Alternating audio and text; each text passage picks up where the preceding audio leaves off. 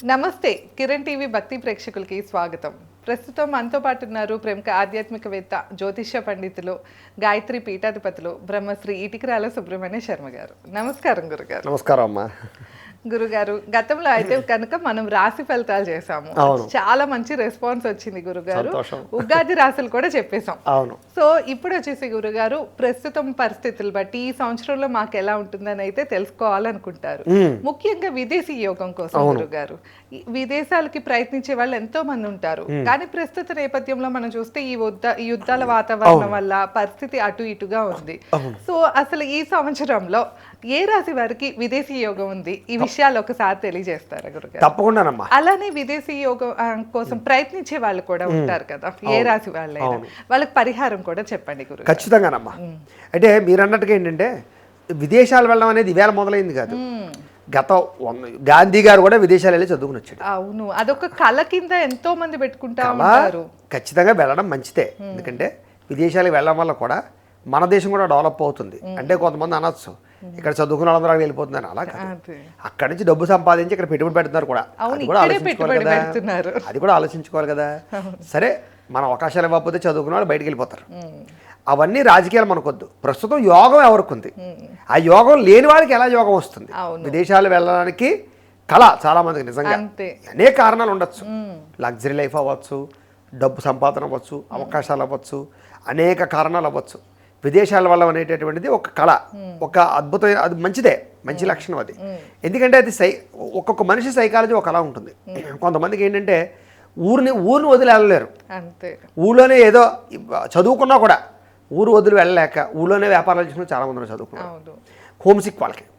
కొంతమందికి అలా కాదు, ఇంట్లో ఉండలేరు, అసలు బయటికి వెళ్ళకుండా ఉండలేరు అసలు. అలాగా విదేశాలు వెళ్ళడం అనేది తెలియనటువంటి ఇంట్రెస్ట్. కానీ విదేశాలు వెళ్ళాలంటే ఖచ్చితంగా జాతకంలో ఖచ్చితంగా యోగం ఉండాలి. యోగం ఉంటేనే విదేశాలు వెళ్ళగలుగుతారు. మిగతా యోగాలు ఒక ఎత్తు, విదేశీ యోగం ఒక ఎత్తు. ఇంకొకటి, విదేశాలు వెళ్ళడం గొప్పతనం కాదు. విదేశాలు చాలామంది వెళ్ళిపోతున్నారు ఈ రోజుల్లో. కానీ అక్కడ సీట్లు అవ్వడం. ఎందుకంటే విదేశాలు వెళ్ళి సరైన కాలేజీలో, యూనివర్సిటీలో సీట్లు రాకో, వచ్చినా సరైన ఆదాయం లేకో, జాబులు రాకో, పార్ట్ టైం జాబులు కూడా సరిగ్గా లేకో, అనేక కారణాలతో ఇబ్బందులు పడేవాళ్ళను ప్రస్తుత కాలంలో చాలా మందిని చూస్తున్నా. నాకు ఎన్ని ఎక్కువ ఫోన్లు అవే వస్తాయి. విదేశాలు వెళ్ళి అక్కడి నుంచి ఫోన్లు చేస్తారు బాగా. స్టూడెంట్స్ అవ్వచ్చు, వీళ్ళు అవ్వచ్చు, ఇబ్బంది పడుతున్నారు బాగా అక్కడ. ఎందుకంటే ఉద్యోగాలు రాక, సరైన ఉద్యోగం రాక. పార్ట్ టైం జాబులు ఎలా ఉంటాయంటే మీకు అవర్స్ లెక్క. అక్కడ నచ్చినప్పుడు ఇస్తారు, నచ్చినప్పుడు మానేస్తుంటారు. వీళ్ళకి ఆ డబ్బులు సరిపోతుండవు. కాబట్టి ఇలా ఇబ్బంది పడుతూ ఉంటారు. అయితే ఇప్పుడున్న పరిస్థితుల్లో 2026లో ఏ రాశుల వారికి విదేశాలు వెళ్తే యోగం ఉంది, వెళ్ళొచ్చు, ఎప్పుడు వెళ్తే యోగం ఉంది? ఒకవేళ చాలామంది విదేశాలు వెళ్ళాలని ప్రయత్నం చేస్తూ వీసాలు రిజెక్ట్ అయిపోతుంటాయి. వాళ్ళకి ఎక్కువ రిజెక్ట్లు అయిపోతుంటాయి. వీళ్ళు డిసప్పాయింట్ అయిపోతారు ఫస్ట్. ఎందుకంటే ఒక్కసారి వెళ్ళాలని ఫిక్స్ అయిన తర్వాత అది యుద్ధం వచ్చేనేవ్వండి, భూకంపం వచ్చేనేవ్వండి, వీళ్ళకి అనవసరం. వీళ్ళు వెళ్ళాలనుకున్న దేశానికి వెళ్ళలేకపోతే ఆ డిసప్పాయింట్మెంట్ దారుణంగా ఉంటుంది. వీసా రిజెక్ట్ అయ్యిందంటే చూద్దరు, కానీ ఆ రోజు వాళ్ళని నిజంగా తట్టుకోలేరు అనమాట. అంటే ఇంకా కోల్పోతారన్నమాట, ఆశను కోల్పోతారు. అవసరం లేదు. ప్రతి మనిషి జీవితంలోనూ కూడా కొన్ని యోగాలు ఒక్కొక్క సమయంలో ఉండవు, ఒక్కొక్క సమయంలో వస్తాయి. అది ఎప్పుడు వస్తున్నాయి అనేది మనం పట్టుకోగలిగితే టైమింగ్ అది. ఆ టైమింగ్లో మనం వీసా అప్లై చేస్తే రానివాడు కూడా వీసా ఈజీగా వస్తుంది. టైం బాగోలేనప్పుడు అప్లై చేసాం అనుకోండి, అన్నీ బాగున్నా కూడా, అన్ని అవకాశాలు ఉండి ఇలాంటి వాడికి వీసా రాకపోవడం అసంభవం కూడా వీసాలు రిజెక్ట్ అయ్యి ఎన్నో చూసాం. అదే యోగం జాతకంలో. అలాగే ఈ సంవత్సరం ఎవరి వరకు యోగం ఉందో తెలుసుకుందాం ముందు.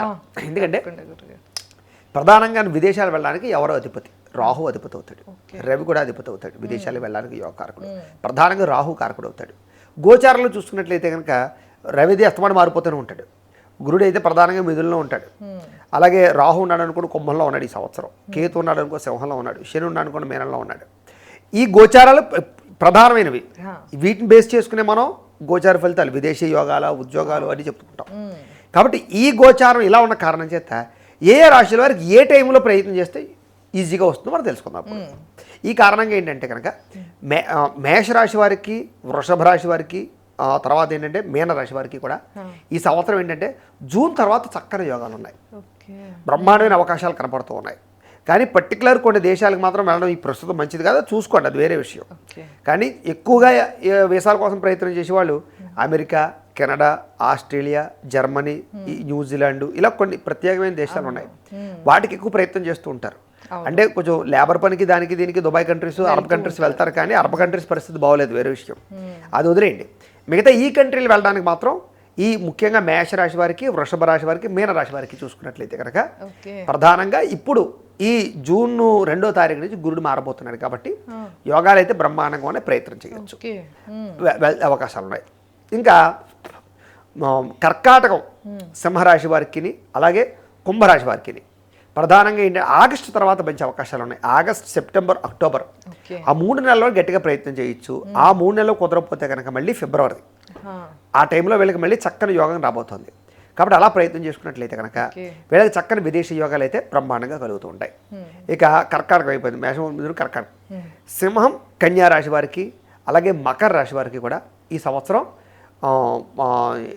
అక్టోబర్, అంటే ఆశ్వీజ మాసం అక్టోబర్లో 1, అక్టోబర్, నవంబర్, ఫిబ్రవరి ఈ 3 నెలలు బ్రహ్మాండమైన అవకాశాలు కనబడుతున్నాయి. కాబట్టి ఆ టైంలో వీసాలు అప్లై చేసుకున్నా, వెళ్ళడానికి ప్రయత్నం చేసినా వీళ్ళకి సులువుగా బ్రహ్మాండంగా అవకాశాలు వస్తాయి. ఇక ప్రధానంగాను మేషం, మిథునం, కర్కాటకం, సింహం, మేషం, వృషభం, మిథునం, కర్కాటకం.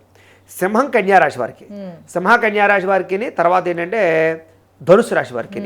సింహం, కన్యా, ధనుసు రాశి వారికి ఏంటంటే కనుక ఈ సంవత్సరం చాలా ఎక్కువ యోగాలు వీళ్ళకే కనపడుతున్నాయి, విదేశీ యోగాలు. గతంలో వీసాలు రిజెక్ట్ అయిన వాళ్ళకి కూడా ఇప్పుడు వీసాలు వస్తాయి. ఇప్పుడే ఆగస్టులో బాగా ప్రయత్నం చేయొచ్చు వీళ్ళు. ఆగస్ట్, సెప్టెంబర్లో బ్రహ్మాండమైన అవకాశాలు, యోగాలు బ్రహ్మాండంగా కనపడుతున్నాయి కాబట్టి ప్రయత్నం చేయొచ్చు. ఇక కన్యా, తులా రాశి వారికి, వృశ్చిక రాశి వారికి కూడా, కన్యా, తులా, వృశ్చికం 3 రాశుల వారికి కూడా అక్టోబరు, నవంబరు, డిసెంబర్తో పాటుగా వచ్చే సంవత్సరం మళ్ళీ మార్చిలో కూడా చాలా మంచి అవకాశాలు, ఉగాదికి ముందర కూడా వాళ్ళకి అవకాశాలు కనపడుతున్నాయి. కాబట్టి ఇలా వీళ్ళు ప్రయత్నం చేసుకున్నట్లయితే వీసాలు రిజెక్ట్ అవ్వకుండా ఎక్కువ వచ్చే అవకాశాలు ఉంటాయి. అయితే ఇది ప్రధానంగా గోచారం ఆధారం చేసుకుని మనం చెప్పాం. కానీ జాతకంలో ఇది గోచారం, జాతకంలో కూడా విదేశాల్లో కొన్ని యోగాలు ఉంటాయి. ఏంటంటే ఏ గ్రహాలు ఎక్కడ ఉండాలంటే కనుక రాహు ప్రధానంగా కనుక వ్యయక్షేత్రంలో ఉన్నా కూడా చాలా బ్రహ్మాండంగా విదేశీ యోగం ఉంటుంది అని. అలాగే భాగ్యస్థానంలో లగ్న దృష్టితోటి ఉన్నా కూడా విదేశీ యోగాలు ఉంటాయని. అలాగే కొన్ని గ్రహాల కాంబినేషన్, రవి, కొన్ని రాహువు, ఇలా కొన్ని గ్రహాల కలయికలతో కూడా ఉన్నటువంటి గ్రహాల వల్ల విదేశీ యోగం ఉంటుంది అని పర్సనల్ జాతకంలో ఉండే చార్ట్ని బట్టి మనం చెప్పచ్చు, లగ్నాన్ని బట్టి. కాబట్టి అది ఏంటంటే జాతకం చూసి చెప్తూ ఉంటాము. డేట్ ఆఫ్ బర్త్ అది మాకు పంపిస్తే చూసి, జాతకం చూసి ఒకవేళ వీసాలు రిజెక్ట్ అయినా కూడా ఏ సమయంలో వీసా అప్లై చేయాలనేటటువంటిది మనం, ఎందుకంటే జాతకంలో రాహు మహర్దశ నడుస్తున్నాయి అనుకోండి, ఆ టైంలో మళ్ళీ విదేశీ యోగాలు బాగా అప్లై చేయబడుతూ ఉంటాయి వాళ్ళకి. ఒకవేళ ఆ దశ నడుస్తుంది అనుకోండి, రాహు నడుస్తున్నప్పుడు అలాంటి ప్రయత్నాలు చేయొచ్చు విదేశీ యోగాలు, గతంలో రిజెక్ట్ అయినటువంటి వాళ్ళు కూడాను. అలాగా ప్రయత్నం చేసుకున్నట్లయితే కనుక ఈ సంవత్సరం విదేశీ యోగాలు ఉంటాయి. అయితే ప్రస్తుతం పరిస్థితుల్లో విదేశాలు వెళ్ళడం కరెక్టా, సేఫా అంటే కనుక 2026లో అసలు సేఫ్ కాదు. ఎవరు వెళ్ళచ్చు అంటే కనుక అక్కడ వీళ్ళకి ఆర్టిఫిషియల్ ఇంటెలిజెన్స్ కోర్సుకు సంబంధించి రిలేటెడ్గా కానీ, కంప్యూటర్ పరమైన రిలేటెడ్గా కానీ, అదే మాస్ వర్క్ అంటే హార్డ్ వర్క్ చేసేటటువంటి పనులు చేసేవాళ్ళు కానీ, ఇలాంటి వాళ్ళందరికీ కూడా విదేశాల్లో బ్రహ్మాండమైనటువంటి యోగాలు అయితే ఉండబోతున్నాయి. మరి ఎంఎస్ చేయడానికి వెళ్తూ ఉంటారు, ఎంఎస్ అదే చదువుకోవడానికి వెళ్ళచ్చు, చదువుకోవడానికి విదేశాలు వెళ్ళడానికి ఏ ఇబ్బంది లేదు, అది ఎప్పుడు వెళ్ళచ్చు, దానికి ఇబ్బంది ఏమి ఉండదు. కానీ సంపాదించడానికి వెళ్ళేటటువంటి విషయాన్ని దగ్గరికి వస్తే మాత్రం ఇలాంటి వాళ్ళకి ఎక్కువగా అవకాశాలు రాబోతున్నాయి. అయితే బిజినెస్ పర్పస్లో కొంతమంది విదేశాలు వెళ్ళాలనుకుంటారు, వాళ్ళకి ఈ సంవత్సరం గడ్డు కాలం. ఈ సంవత్సరం వ్యాపారం అనేది ఇతర దేశాల్లో కలిసి రాదు, ఈ సంవత్సరం యోగించదు. కాబట్టి విదేశీ వ్యాపారాలన్నీ నష్టాలే కనపడుతూ ఉన్నాయి. కాబట్టి అలాంటి వాళ్ళు విదేశాలు వెళ్ళడం ఈ సంవత్సరం పెద్దగా యోగించదు. కొంతమంది రియల్ ఎస్టేట్లు ఎక్కువ చేస్తున్నారు విదేశాల్లో బాగా ఈ మధ్యకాలంలో. దుబాయ్ కంట్రీస్లో, అరబ్ కంట్రీస్లో కూడా ఎక్కువ విదేశాల్లో ఈ బాగా చేస్తున్నారు రియల్ ఎస్టేట్లు. అలాంటి వాళ్ళకి ఈ సంవత్సరం గడ్డు కాలం అని చెప్పచ్చు. అదే జాతకరీత్యా వదిలేయండి, జాతకరీత్యా కూడా కారణాలు ఉన్నాయి ప్రధానంగా. ఎందుకంటే కాలసర్పయోగం పట్టబోతోంది జూన్ నుంచి కూడాను. అంటే చంద్రుడు ఒకటే మారుతూ ఉంటాడు అటు ఇటుగాను.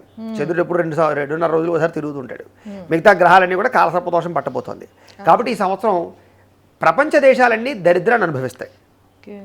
మన దేశానికి కూడా సమస్య ఉంటుంది, కానీ మన దేశంతో పోల్చుకుంటే ఇతర దేశాలు ఇంకా ఎక్కువ దరిద్రాన్ని అనుభవిస్తాయి. ఇప్పుడు మనం ఎందుకు వెళ్ళాలి ఇతర దేశం, మనకన్నా బాగుంటుందని కదా, మనకన్నా సుఖంగా ఉంటుంది, సెక్యూరిటీ పర్పస్ ఉంటుంది. సాధారణంగా ఈ మధ్యకాలంలో ఏంటంటే బాగా చదువుకుని డబ్బున్న వాళ్ళందరూ ఇతర దేశాలు వెళ్ళిపోతున్నారు. కారణం ఏంటి తెలుసా మీకు? సేఫ్టీ. ప్రశాంతంగా ఉండొచ్చు, సేఫ్గా ఉండొచ్చు, తీవ్రవాదులు కూడా ఉండదు, లేకపోతే కనుక రాజకీయ నాయకులు కూడా ఉండదు, లేకపోతే ఈ ట్యాక్స్లు కూడా ఫస్ట్ ట్యాక్స్లు కట్టక్కర్లేదు, సంపాదించింది అంతా దాచుకోవచ్చు, హాస్పిటాలిటీ బాగుంటుంది, ఇలా అనేక కారణాలు ఉన్నాయి. ఎక్కువ సంపాదించిన వాళ్ళందరూ కూడా విదేశాల్లో ఇల్లు కొనేసుకుని వెళ్ళిపోతూ ఉంటారు. కారణం ఇదే. వాళ్ళకి ఏంటంటే అక్కడ సుఖం ప్రశాంతంగా అనుభవిస్తారు. వ్యాపారాల్లో పెట్టుబడులు పెట్టారనుకోండి, దాని వచ్చే రిటర్న్స్ అంతా అనుభవించగలుగుతారు వీళ్ళు. మన దేశంలో అలా కాదు, 30% ట్యాక్స్ కట్టేయాలి నువ్వు ఎంత సంపాదించినా సరే. ఇలా అనేక కారణాలు ఉన్నాయి విదేశాలు వెళ్ళడానికి. కానీ ఈ సంవత్సరం అలా కుదరదంటున్నాను నేను. ఎందుకంటే కాలసర్ప దోషం పట్టబోతుంది. దీనివల్ల ఇతర దేశాలు దరిద్రాన్ని అనుభవిస్తాయి. అమెరికా దేశంతో సహా పెద్ద దేశమై ఉండొచ్చు, కానీ ఆ దేశం కూడా అప్పుల పాలైపోయి ఆఖరికి వాళ్ళు కూడా జీతాలు ఇవ్వలేని పరిస్థితులు, అలాగే ఎంప్లాయీస్ని తగ్గించుకోవడాలు, అనేక రకాల ఇబ్బందులు తలెత్తడాలు, యుద్ధ వాతావరణం అవ్వచ్చు, ఇన్ఫ్లేషన్ అవ్వచ్చు, రకరకాల కారణాలు అవ్వచ్చు. ఈ సంవత్సరం అయితే కనుక చాలా చెప్పుకోలేరు, బయటికి డాంబికంగా కనపడుతున్నా ఇంటర్నల్గా వాళ్ళు చాలా దారుణంగా దెబ్బతింటారు కూడా. అలాగే వాతావరణ మార్పులు దారుణంగా రాబోతున్నాయి రాబోయే రోజుల్లో ఈ దేశాల్లో, ఇతర దేశాల్లో. ఖచ్చితంగా భూకంపాలు, రకరకాల వాతావరణ మార్పులు, వీటి వల్ల రోగాలు, రకరకాల సమస్యలు కూడా రాబోతున్నాయి. కాబట్టి మీరు ఊరికే ఇక్కడ అవకాశాలున్న వదులుకుని మాత్రం వెళ్ళొద్దు. ఇక్కడ అవకాశాలు వదులుకుని కాదు, అక్కడ ఏదైనా ఇంకా దీనికన్నా బెస్ట్ అవకాశాలు వచ్చేటటువంటి అవకాశాలు ఉంటే మాత్రమే విదేశాలు వెళ్ళడానికి ప్రయత్నం చేయండి. ఇప్పుడే కాదు, ఇండియాలో బ్రహ్మాండమైన గ్రోత్ ఉండబోతుంది. ఇప్పుడు మీకు అదే చెప్పబోతున్నాను. ఇతర దేశాల కన్నా, ఇతర దేశాల్లో ఉండేవాళ్ళు కూడా 2028, 2030 ఈ సమయంలో చూద్దరు. కానీ ఇతర దేశాల వాళ్ళు ఇండియాకి రావడానికి ఎక్కువ ప్రయత్నం చేస్తారు జాబుల కోసం. 2030 నుంచి 2035 భారతదేశానికి స్వర్ణ యుగం. మనం ఇప్పుడు ఎలాగైతే వీసాల కోసం ఇతర దేశాలు ప్రయత్నం చేస్తున్నామో, అలా ఇతర దేశాల వాళ్ళు ఇక్కడ ఉద్యోగాల కోసం అప్లై చేసుకునే పరిస్థితి. ఏ రంగాలు అంత డెవలప్ అవుతున్నాయి? టెక్నాలజీ రంగం విపరీతంగా డెవలప్ అవుతుంది. అలాగే సాఫ్ట్వేర్ ఫీల్డే కాదు, టెక్నాలజీ కాదు, ఏఐఏ కాదు, దాంతోపాటుగా మెషినరీ రంగం, ఎలక్ట్రానిక్స్, కమ్యూనికేషన్స్, ఇలా కొన్ని ప్రత్యేకమైన రంగాలన్నీ కూడా బాగా డెవలప్ అవుతాయి. అలాగే కన్స్ట్రక్షన్ ఫీల్డ్ కానీ ఇంకోటి కానీ ఇవన్నీ బాగా డెవలప్ అవుతాయి. ఇక్కడ విపరీతంగా ఫ్యాక్టరీలు, ఇండస్ట్రీలు స్టార్ట్ అవుతాయి. పెద్ద పెద్ద పెట్టుబడులు రాబోతున్నాయి ఇక్కడ భారతదేశానికి. 2030 నుంచి 2035 బీభత్సమైనటువంటి స్పీడ్ ఉంటుంది భారతదేశానికి. ఆ సమయంలో అసలు ఇతర దేశాల వాళ్ళు ఇక్కడికి వస్తారు. మనకి ఆర్థికంగా బాగా మంచి మార్పు. మనం ఎప్పటికప్పుడు ఏంటంటే డెవలపింగ్ అని చెప్తూ ఉంటాం. ఆ డెవలప్డ్ కంట్రీ మన ఇండియా అవ్వాలి, అవుతుందమ్మా, ఖచ్చితంగా అవుతుంది, అనుమానం ఏమీ లేదు. కాకపోతే ఏంటంటే ప్రస్తుతం ఈ 2 ఏళ్ళు మాత్రం భారతదేశానికి కూడా గడ్డు కాలమే. ఖచ్చితంగా రాబోయే రోజులైతే చాలా దారుణమైన పరిస్థితి ఇతర దేశాలు అనుభవిస్తాయి, భారతదేశం కూడా అనుభవించబోతుంది. ఉగాది కాదు, ఈ జూన్ దాటిన దగ్గర నుంచే. జూన్ దాటిన దగ్గర నుంచి డిసెంబర్ దాకా కూడా చాలా ప్రతి వ్యక్తి కూడా మానసికంగా, ఆరోగ్యపరంగా, డబ్బు పరంగా, ముఖ్యంగా సామాన్యుడు బతకలేని పరిస్థితి. అనేక రంగాలు. ఇంకా యుద్ధం యొక్క ప్రభావం మనమే అనుభవించట్లేదు, రాబోయే రోజుల్లో ఉంది అసలు విషయం. ఇన్ఫ్లేషన్ అంతా రాబోయే రోజుల్లో ఉంది. ప్రతి దానికి, ప్రతి చిన్నది ధర పెరుగుతుంది. మీ ఇంట్లో పాలు దగ్గర నుంచి, కూరల దగ్గర నుంచి, నూనె దగ్గర నుంచి ప్రతి సరుకు ధర పెరగబోతోంది మీకు. ఇతర దేశాల మీద ఆధారపడే ప్రతి వస్తువు రేటు పెరుగుతుంది. ప్లాస్టిక్ సామాన్ల దగ్గర నుంచి అన్నీ పెరుగుతాయి రాబోయే రోజుల్లో. ఎలక్ట్రానిక్స్, ఎలక్ట్రికల్స్, కార్లు సమస్తం పెరుగుతాయి మీకు. ఎందుకంటే కాలసర్ప దోషం ప్రభావం వల్ల ఏంటంటే హెల్త్, వెల్త్ రెండు దెబ్బతింటాయి. కాబట్టి కంగారు పడిపోకండి, ఇతర దేశాలు వెళ్ళడానికి తాపత్రయ పడిపోద్దు. రెండోది ఏంటంటే కనుక సరదాగా తిరిగే వాళ్ళు ఉంటారు కొంతమంది. ఫర్ ఎగ్జాంపుల్ గాను దుబాయ్ కంట్రీస్ అవ్వచ్చు, లేకపోతే వియత్నాము, లేకపోతే కనుక ఏదో థాయిలాండ్స్, రకరకాల వాటికి వెళ్ళడానికి మాత్రం వాళ్ళకి ఏమీ ఇబ్బంది లేదు. ఈ సంవత్సరం అయితే కనుక ప్రయాణాలు చేయొచ్చు, సరదాగా తిరిగి రావచ్చు. ఎంటర్టైన్మెంట్కి, ఎంజాయ్మెంట్కి వెళ్ళే వాళ్ళకి అందరికి కూడా వీసాలు వస్తాయి. ఈ సంవత్సరం వెళ్ళగలుగుతారు. వెళ్ళిన తర్వాత మాత్రం వీళ్ళ జీవితంలో ఎంతో కొంత ఐడియాలు మాత్రం వస్తాయి వీళ్ళకి. అందునే చెప్తున్నాను, తిరగాలి. ఎప్పుడు 4 చోట్లకి తిరగాలి. తిరగకుండా ఉండడం చాలా తప్పు. ఎందుకంటే 4 చోట్లకి 4 దేశాలు తిరిగామనుకోండి, మన దేశం విలువ ఏంటో తెలుస్తుంది. ఫస్ట్ మన దేశంలోని స్వేచ్ఛ ఏంటో తెలుస్తుంది. మన దేశంలో ఎంత ఆనందాన్ని అనుభవిస్తున్నామో తెలుస్తుంది. మనం ఎంత అదృష్టవంతమో తెలుస్తుంది. నేను చాలా దేశాలు తిరిగాను కాబట్టి నేను చెప్తున్నాను, అర్థమైందా? నా అదృష్టం ఏంటంటే నాకు ఎంతోమంది శిష్యులు ఇతర దేశాల్లో ఉండడం వల్ల ఏదో కారణంగా నన్ను తీసుకెళ్తూ ఉంటారు. దానివల్ల ఎక్కువగా చాలా దేశాలు తిరగడం వల్ల వెళ్ళినప్పుడు అలా అనిపిస్తుంది వాళ్ళు ఎంత వాళ్ళ దగ్గర ఉన్నది ఏంటి, మన దగ్గర ఉన్నది ఏంటి ఏంటంటే నేను ఈజీగా చెప్తాను. ఎత్తైన భవనాలు, అందమైన రోడ్లు తప్ప ఇంకేమీ లేదు వాళ్ళ దగ్గర. తెలుసా మీకు? ఎత్తైన భవనాలు, బ్రహ్మాండమైన రోడ్లు, ఇది తప్ప ఇంకా ఏమీ లేదు మనకన్నా వాళ్ళ దగ్గర గొప్పది. నా అంచనాలో, నా ఎక్స్పీరియన్స్లో నేను కనిపెట్టగలిగింది. బుద్ధిలో కానీ, చాకచక్యంలో కానీ, తెలివితేటల్లో కానీ, సమయస్ఫూర్తిలో కానీ, అడ్వాన్స్ టెక్నాలజీని అర్థం చేసుకోవడంలో కానీ భారతదేశంలో ఉన్న మనిషిని మించిన వాళ్ళు ఏంటంటే నాకేమనిపించింది తెలుసా? అక్కడ కొన్ని దేశాలకు వెళితే ఇంత తెంగరోళ్ళ ఉన్నారేంటారు బాబు అనిపించింది. మన వాళ్ళు అలా కాదు, పల్లెటూరులో ఉన్నవాడు కూడా చాలా స్పీడ్గా ఉంటాడు, అవును, వాడు చేసే పనులు చాలా తెలివితేటలు ప్రదర్శిస్తాడు. అంటే ఇంకో దేశాన్ని విమర్శించేవారు కాదండి, అదే మన దేశంలో ఉండే దౌర్భాగ్యం దురదృష్టం ఫస్ట్ మన ఏంటంటే దేశం గొప్పతనం, మన వాళ్ళ గొప్పతనం ఎగ్జాక్ట్లీ మనకి ప్రభుత్వాలు సరైన అవకాశాలని సరైనటువంటి అందజేయలేకపోతున్నాయి. అవును, టెక్నాలజీని కానీ వ్యవస్థను కానీ సరైన వ్యవస్థను అందజేయలేకపోతున్నాయి అవును, తప్ప స్కిల్స్ అయితే ఎంత అద్భుతం అండి బాబు. భారతదేశంలో ఉండే వ్యక్తులు ఒక్కొక్కడు సామాన్యుడు కాదు. ఏ విద్యార్థి, ఇప్పుడున్న విద్యార్థి ఎవడైనా సరే, ఇప్పుడు 2020 తర్వాత చదివే ప్రతి విద్యార్థి, 2000 సంవత్సరం దాటిన తర్వాత పుట్టిన ప్రతి విద్యార్థి కూడా ఎవరిని తక్కువ అంచనా వేయద్దు అసలు. వాడు ఎవడో ఇతర దేశాల్లో ఉండే ఏ విద్యార్థితో కూడా పోల్చండి వాడిని, అది ఏ దేశం అవనివ్వండి. జపాన్ కంట్రీతో సహా చెప్తాను నేను, చైనా కంట్రీతో సహా చెప్తాను. 2000 సంవత్సరం దగ్గర నుంచి పుట్టిన ప్రతి పిల్లవాడు కూడా అవతల దేశాల వల్ల కూడా చాలా అడ్వాన్స్గా ఉన్నాడు. కానీ వాడికి సరైనటువంటి టెక్నాలజీ అందించట్లేదు, వాడు సరైన ప్రోత్సహించట్లేదు వాడు. అందుకనే చూడండి మీకు ఈ వయసులో పుట్టిన వాళ్ళు, ఈ 2000 సంవత్సరం దాని పుట్టిన వాళ్ళు ఇతర దేశాలు వెళ్ళిన వాళ్ళే మీకు ఎక్కువ అక్కడ కంపెనీలు బాగా సక్సెస్ అవుతాయి ఇక్కడి నుంచి వెళ్ళిన వాళ్ళలో. అంచేత అలాంటి అవకాశాలు ప్రభుత్వాలు కల్పించాయి అనుకోండి, ఇక్కడ అద్భుతాన్ని సృష్టించగలరు. అందునే చెప్పబోతున్నాను మీకు 2030 నుంచి 2035 ఇతర దేశాల్లో మన వాళ్ళు సెటిల్ అయిన వాళ్ళు కూడా ఇక్కడికి వచ్చి పెద్ద పెద్ద కంపెనీలు పెట్టబోతున్నారు, పెద్ద పెద్ద వ్యవస్థ స్థాపించబోతున్నారు. మిరాకిల్స్ అయితే చూస్తారు. భారతదేశం ఇంత స్పీడ్గా అభివృద్ధి అవుతుంది అని ఎవ్వరూ కనిపెట్టలేరు, ఎవరు గ్రహించలేరు. ఆ 5 ఏళ్ళు మాత్రం ఎలా పరిగెడుతుందంటే బుల్లెట్ ట్రైన్స్ కూడా వచ్చేస్తాయి. భారతదేశానికి బుల్లెట్ ట్రైన్స్ కూడా మనం 2030లో చూసేయబోతున్నాం, అనుమానం ఏమీ లేదు. తప్పకుండా గురుగారు. సో విదేశీ యోగం గురించే కాదు, ముఖ్యంగా మన భారతదేశంలో రాబో టెక్నాలజీస్ గురించి కూడా గురుగారు చాలా విషయాలు తెలియజేశారు కదా. సో మీకు ఈ వీడియో తప్పకుండా ఉపయోగపడుతుందని మేము అనుకుంటున్నాము. ఇంకా ఏమైనా డౌట్స్ ఉన్నాయి, సందేహాలు ఉన్నాయా, మీరు పర్సనల్ చార్ట్ చెప్పించుకోవాలి అంటే కింద గురుగారు నెంబర్ ఇస్తున్నాం. మీకు ఏ యోగాలు ఉన్నాయో చాలా క్లియర్గా చెప్పించుకోవచ్చు. ధన్యవాదాలు. నమస్కారం గురుగారు. నమస్కారం అమ్మా.